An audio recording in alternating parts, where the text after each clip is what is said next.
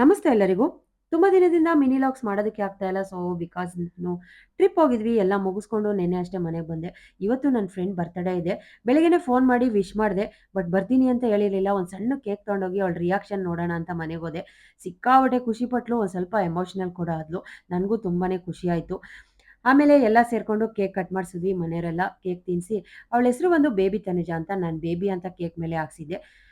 Friends ಅಂದಮೇಲೆ ಏನೇ misunderstanding ಬರಲಿ, ಏನೇ ಈಗೋ ಇರಲಿ ಅದನ್ನೆಲ್ಲ ಬಿಟ್ಟು ಇಂಥ ಸಣ್ಣ ಸಣ್ಣ ಖುಷಿಗಳನ್ನ ಶೇರ್ ಮಾಡೋದಿದೆಯಲ್ಲ ಅದೊಂಥರ ಚೆನ್ನಾಗಿರತ್ತೆ.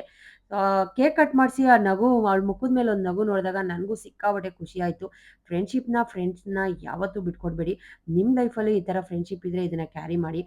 ಫ್ರೆಂಡ್‌ಶಿಪ್ ಇದೆಯಲ್ಲ ಅದೊಂಥರ ರಕ್ತ ಸಂಬಂಧಗಳಿಗಿನ್ನ ಜಾಸ್ತಿ ಅಂತ ಹೇಳೋದಕ್ಕೆ ಇಷ್ಟಪಡ್ತೀನಿ. ಏನೇ ಕಷ್ಟ ಬರಲಿ, ಸುಖ ಬರಲಿ ಫ್ರೆಂಡ್ಸ್ ಯಾವಾಗ್ಲೂನು ಒಟ್ಟಾಗಿದ್ರೆ ಏನು ಬೇಕಾದ್ರೂ ಸಾಧನೆ ಮಾಡ್ಬೋದು. ನಾನು ಅದನ್ನ ಬಿಲೀವ್ ಮಾಡ್ತೀನಿ. Thank you for watching. See you the next vlog.